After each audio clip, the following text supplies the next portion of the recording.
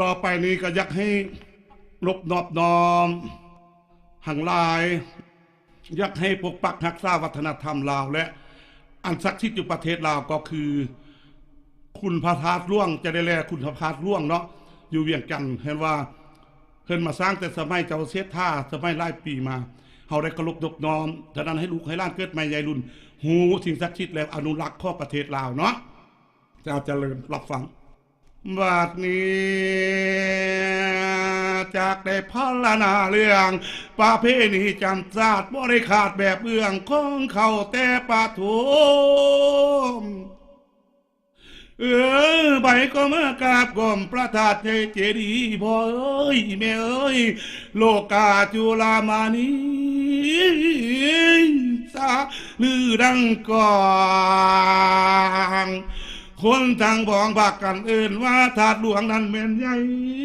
ใหญ่ก็ใจแต่เล่าสร้างตั้งแต่เดือมาเหียมบ่ได้เว้าเฮิมยอดสง่าหน้าผ้าบนเมฆไว้วนเวียนจนเมื่อมองจนข้อตั้ง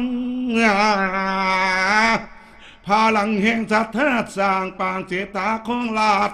โอ้ยประชาชาติพี่น้องบ่าวห่มเต้าช่วยแห้งประวัติศาสตร์บอกแกงองค์ไงพระเจดีย์พร้อมพระองค์ก็ยังมีธาตุหน่อยล้อมเวียนล้อมบรรจุคำสอนเสียขององค์พุทธบาทปารมี30ธาตุประกาศกองบรรจุไว้ใส่แผ่นคำแต่ละองค์นั้นแล้วเจ้ามีอยู่30เปี่ยมดัง30เปรียบดังคำสาวกศาสดาดังก่อนที่เป็นคือสอนเสียมูลมังอันปาเสดหาไผหักไปค้นขวาที่เห็นแก้วหน่วยปลาเธอทุกปีได้ก็สร้างบุญใหญ่งานสัตว์หลวงบุญใหญ่งานฉลองตั้งเป็นศูนย์รวมใจประสาทเล่าสาวกายไผก็พากันไว้ละนึกในประคุณทานโอ้ยจึงว่ามาเที่ยวงานบุญตาถาดหลวงเตจึงเห็นบานลาบานเจียงนาอยู่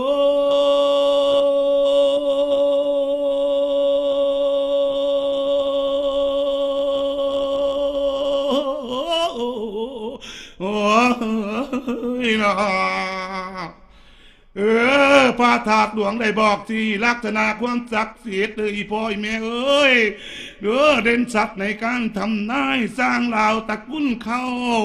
ปฏิบัติกรรมเป็นเจ้าศิลปะอันปาณีตแม่เอ้ยลักษณะเอกอ้างตระกูลสร้างเมนเตลาศิลธรรมนั้นเมนกล่าวประเด็นใหญ่สำคัญ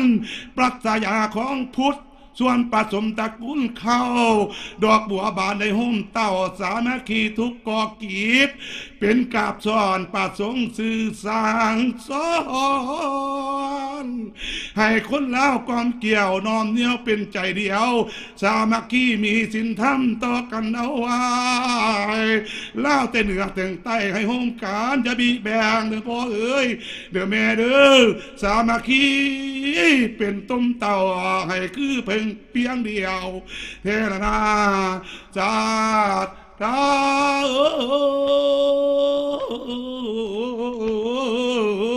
น้ำอันหนึ่งเพื่อเอกอ่างเฮามาห่วมฉลองไส้ฉลองความสำเร็จการก่อเจดีย์นี้เป็นพี่มูลข่าวมีมาตั้งแต่เก่าบ่ได้ละทิมจากปีแต่ว่าแน่นอนทุกขากส่วนเป็นกุ้งก่อนในตนแต่งประดับดีด้วยดอกดวงสีสันเส้นสงุมดังกองมีเครื่องของใกล้ข่าหลายแนวนักบอกควายศิลปะวาดฟอนหมอลำย้อนเข้าใส่แค่ คนที่มาแต่ละแควนขับขังโฮมสนามอีพ่ออีแม่เอ้ยถึงเมื่อยามพ่อแรงเสื่อมสูญแสงฟ้าอันว่าไฟนีออนแจ้งแสงสีก็ใสหงมีพลัง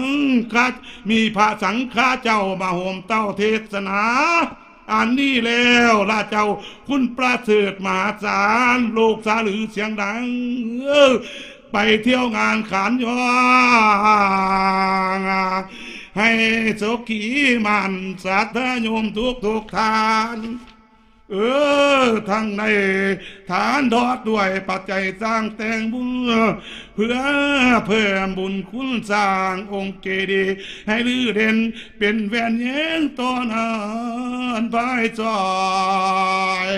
แม่นต่อไปเด้อสาธา